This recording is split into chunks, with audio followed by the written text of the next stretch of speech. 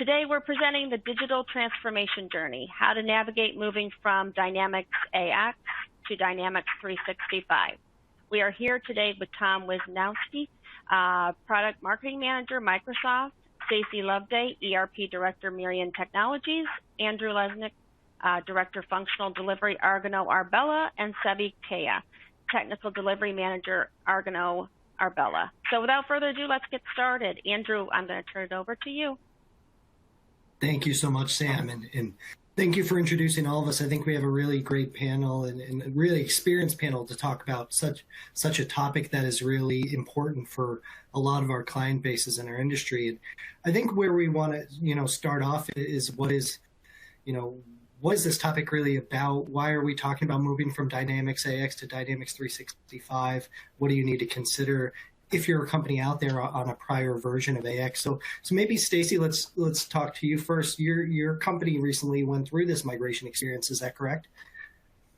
Yes, we did. What version of AX were you on when you decided to move to D365? We were on 2012 R3, and then we moved to D365 back in January. Wow. So what was the motivation, right? A lot of companies are probably trying to figure out if that's the right move for them, whether they're on AX 2012 or even an earlier version. What was the big reason for Mirion upgrading to Dynamics 365? Yeah, really just about moving, updating our systems, moving to the cloud, getting off of on-premise systems, and then longer term to consolidate our ERP platforms. Okay, great. I think those are common examples, really, especially around, consolidating, right? A lot of companies come out there, they have multiple ISVs, multiple add-on solutions. Do you have any lessons out of that project that you'd like to share with our audience that they should consider if they're looking to upgrade as well? Yeah, I think, one of the lessons is to, definitely do your due diligence going into the process. It's definitely different going from, an on-premise AX to a cloud-based D365. If you have modifications, I would definitely look into what your options are for replacing those with something. We actually had a good experience converting them over to D365. But with the upgrade schedule now, there's a lot of testing involved in that. So I think that's the other thing that I would recommend as well is, and this is common in a lot of implementations where you're so focused on the go live, you don't really think about what goes on after that. So I would definitely incorporate that after go live plan. When is your next update going to happen? How are you going to test for that? When is it going to occur? Things like that. I think that's really great advice, right? Especially with the evergreen concept, continuous updates, newer functionality coming on. I think it would behoove you to not do that. So for Mirion, are there next steps? Are there big ticket items you guys are considering for the rest of your kind of D365 rollout going forward?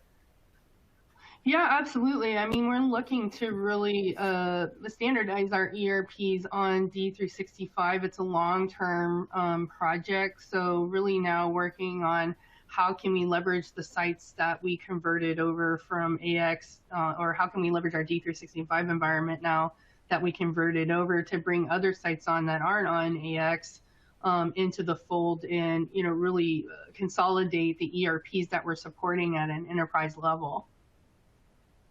Okay. That's, I think, great advice. And I think for you guys, you'll continue to reap the benefits of that updated platform. Maybe switching gears a little bit from a technical aspect, Sevi, I'll call on you. Are there other considerations companies need to consider for migrating to the cloud? What can organizations do to prepare for such an upgrade like Stacy and the Mirion team went through? Absolutely. Basically, we have two parts for the upgrades, right? Just for the first one is the code upgrade. The second part is the data upgrade. And for the code upgrade, in Arbella, we are using the hybrid way, which is basically we are upgrading the initial code from AX 2012, but we are not using it directly in the new system. What does it mean, right? Just basically, we are dividing the changes per enhancements, per task. So that way, as Stacy mentioned, actually, they can be easily tested, right? Because test is crucial. So that's the first part. This is for the code part. So we are upgrading the code, cleaning the conflicts, and then basically based on the enhancements, whatever we want to move, we are completing the development and giving the business team for testing. So the second part is the data upgrade. For the data upgrade, I mean, it's definitely depends on the client. I mean, in this case, in Mirion case, we basically upgraded the full database. So we can move the historical data, or we can basically keep the only master data and config data, and move the historical data to a data warehouse for reporting purposes. I mean, even you don't have to, move whole database to a new system. So these two, I would say definitely we need to, think about. It's tailored per customer, as I mentioned, based on the customer needs. Yeah, I think briefly that's it. To facilitate that, are there tools, either Microsoft or us as a partner, Argano or Bella, that we utilize to help facilitate that migration?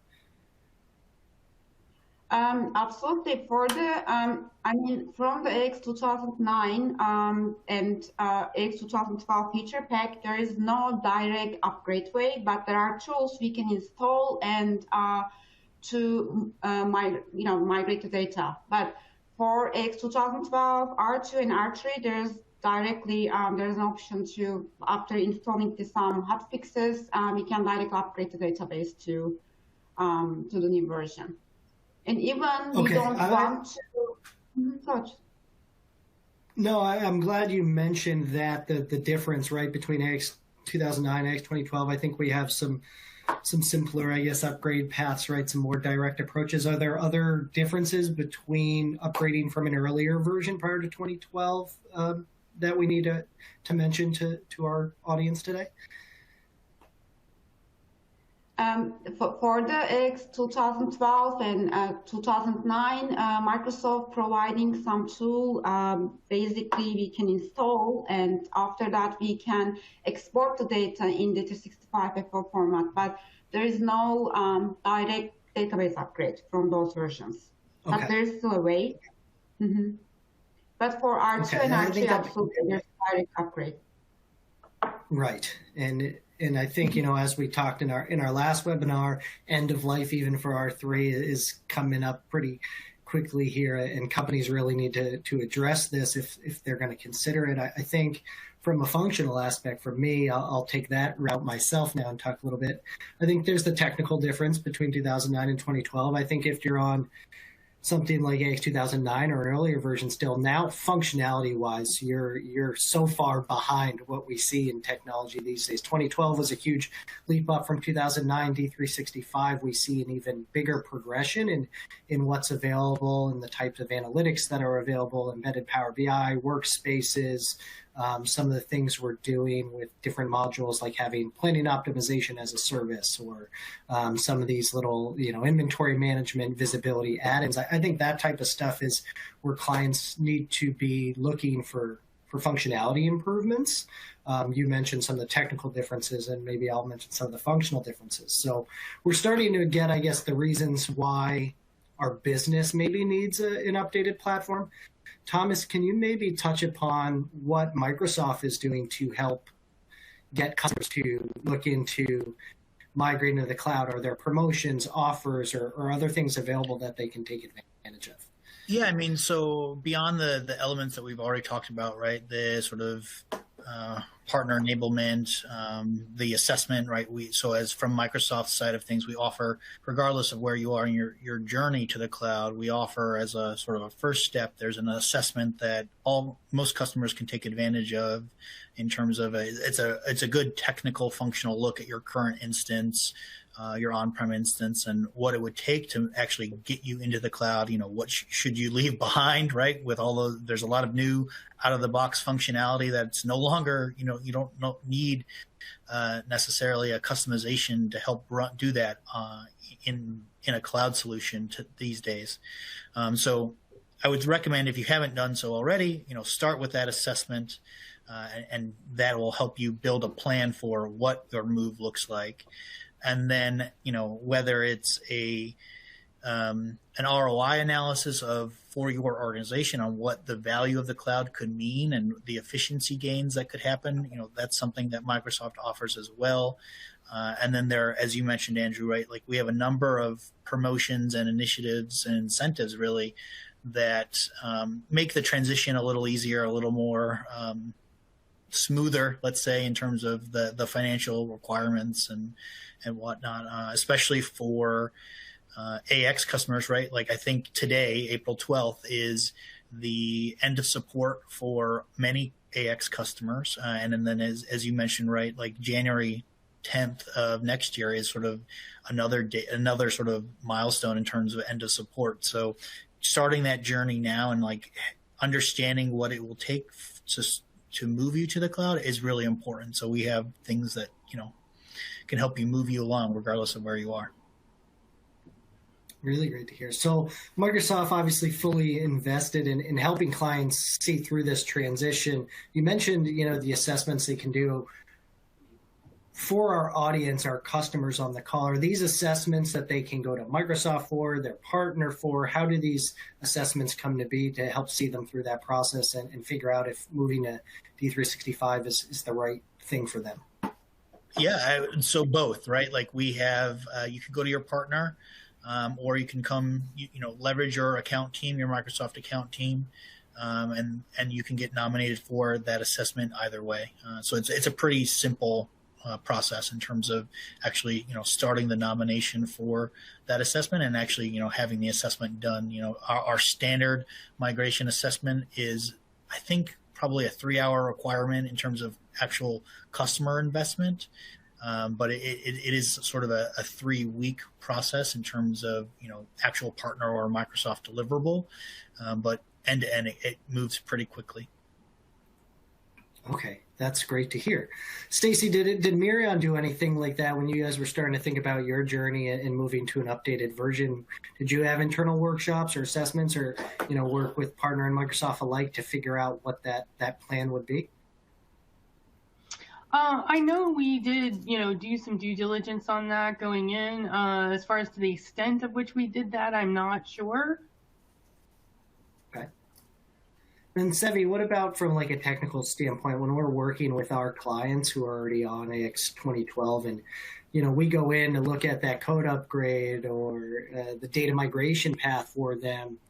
Is there a specific kind of framework we use to have those types of technical workshops with clients and discuss that information?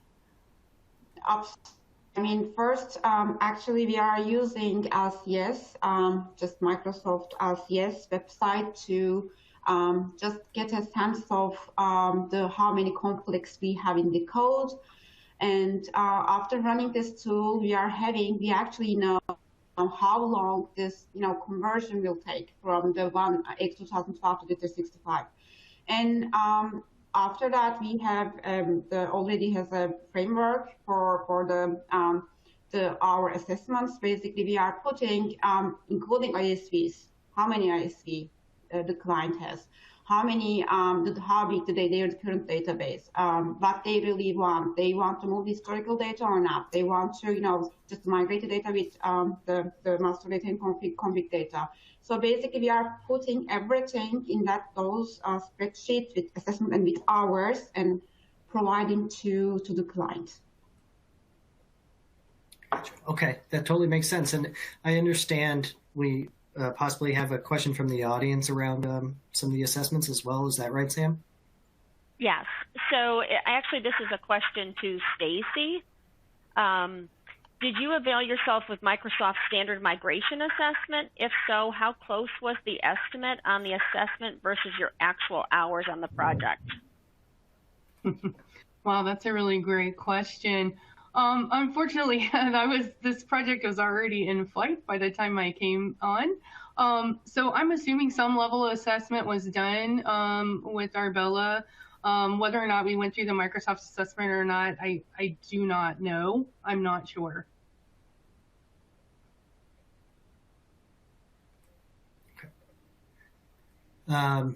Was that the only question, Sam? Sorry, I missed it there. I didn't see it in the Yeah, preview. that's Was the only that question the right gist now. of the question I'll- from you? Okay, great.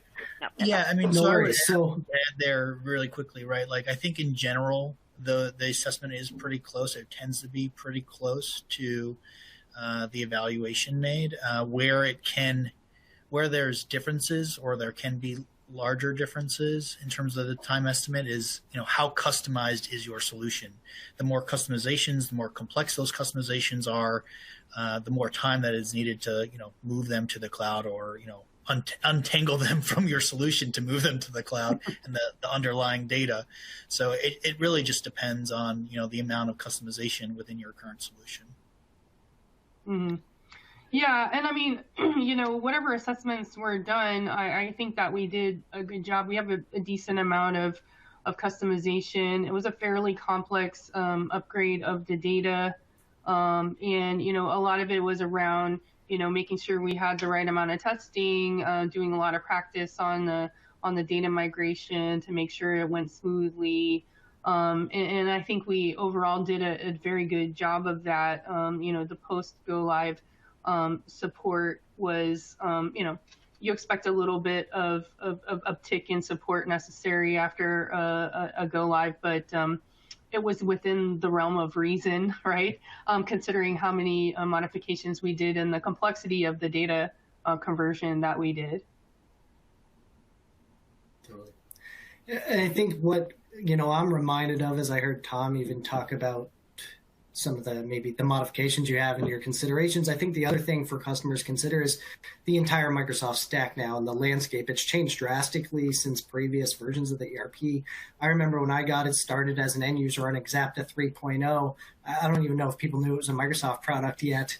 I think people still looked at it as DMGuard. And we built everything around the ERP. I think now we have this whole platform, right? We have Power Platform, we have Power BI, we have Power Apps, we have other ways to solve our problems and build a full-scale solution, not just maybe take what we did in the previous ERP and carry it over into the D365 version of the ERP. I think that's often maybe not thought about enough when people are trying to figure out what is the scale of our upgrade and our migration path. So I think that's one thing that customers have to consider, are what are all the problems we're trying to solve in our IT and ERP landscape. Can we take advantage of these other tools as well, not just D365, but all of the Dynamics and Microsoft Stack improvements across the Power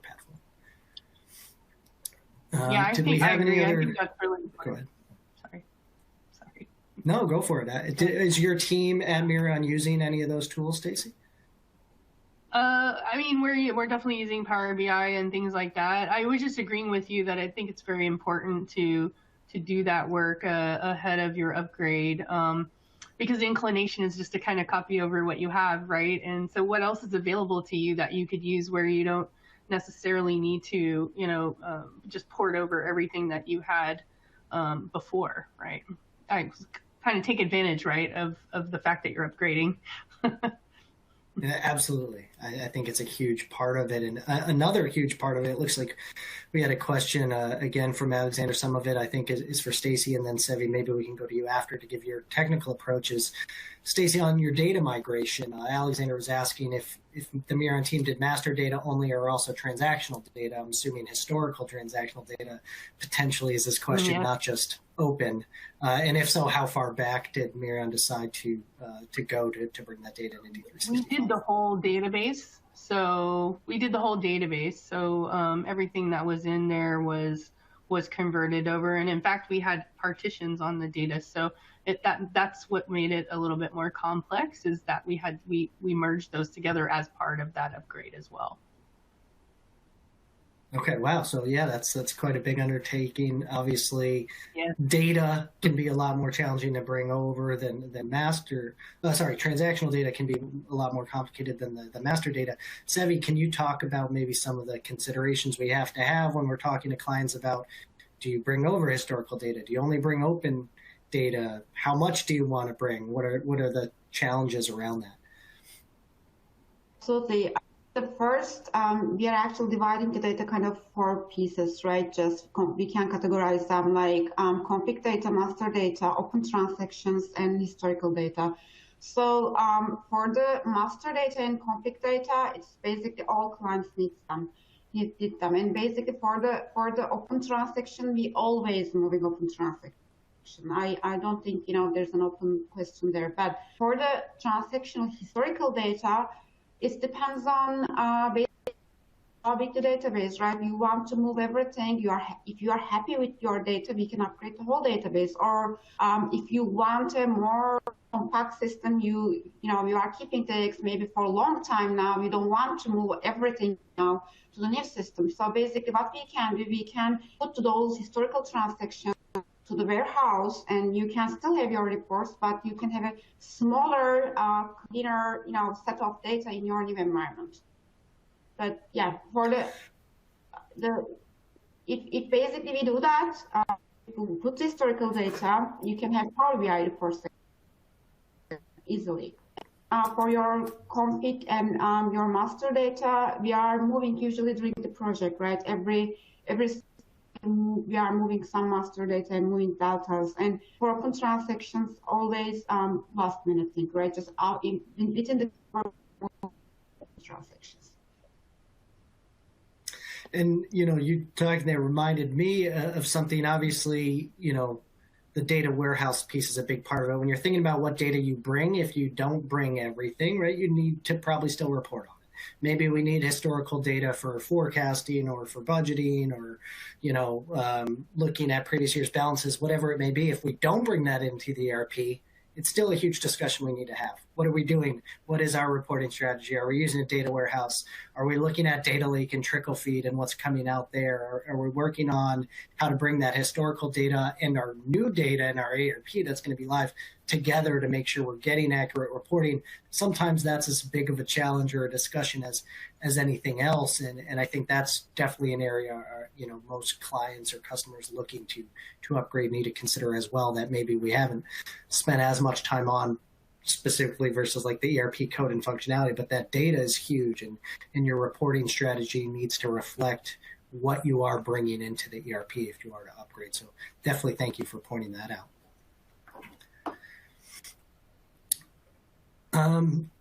I think we have about 7 minutes left. Thomas, is there anything else that Microsoft in general wants us, either as partners or as clients who are considering these upgrades, to know? Are there any big ticket items? Like, sure, there's the assessment, we have to do our due diligence plan for this, but what are the things to consider for companies that maybe we haven't touched upon today? No, I think we've touched on the big rocks, right, in terms of migration, right? There is the planning and preparation piece of it. So the assessment helps with that. And obviously our Dynamics migration program, provides end-to-end guidance for organizations that participate or, are looking to migrate and do so through our program. So there's that element. And then there's the sort of educational and enablement piece of it in terms of, we have a migration community where you can go and ask questions and read through the, pages and pages of resources and materials that we have on migration, why to move, what's the value, a lot of reports from Forrester, that we partner with Forrester to do the research on like the value of migration. We're actually partnering with them again this year to like evaluate the the impact of COVID on the technology and moving to the cloud and how that's really impacting a lot of organizations. So that'll be coming out probably in the beginning of our new fiscal here in July or shortly thereafter.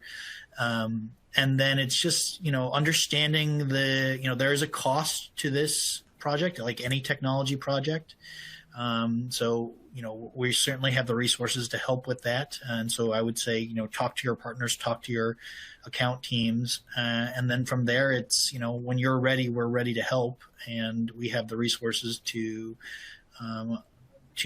move you, right? So absolutely. I think one of the most powerful, largest companies in the world. Definitely, you guys have the right resources. I think we've seen Microsoft really put a lot of effort behind that Dynamics team, really, in the past 5, 6, 7 years, and the input and kind of help we've gotten from your teams has been invaluable as partners. I can definitely say that. Yeah, the only other thing I would add, right, like historically it's like, budget, time, resourcing are the big concerns for organizations that are moving to the cloud. More recently, security has been one, right? In terms of if there were 3, now there are 4, in terms of like the major concerns that organizations are thinking through.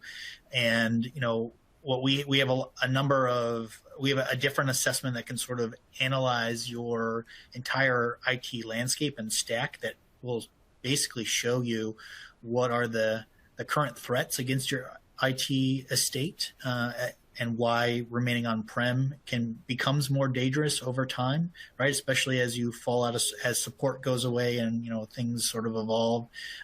We're not really investing in the on-prem solutions anymore. All of our investment is in the cloud, and from a security standpoint, in the cloud, right? I think we invest $1 billion a year on security alone.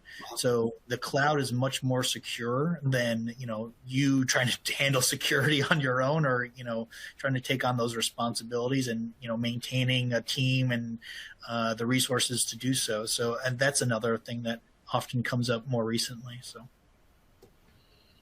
Okay, great. I think that's really valuable information for a lot of people to hear, who aren't maybe as tied into the partner network or with Microsoft, where you guys are putting your efforts behind. That's really valuable. So appreciate that feedback. We're almost out of time. So first off, I just want to thank all of you for being presenters and for joining us today. I'm going to pass it back to Sam and team here to do some closing statements. So appreciate that, Andrew.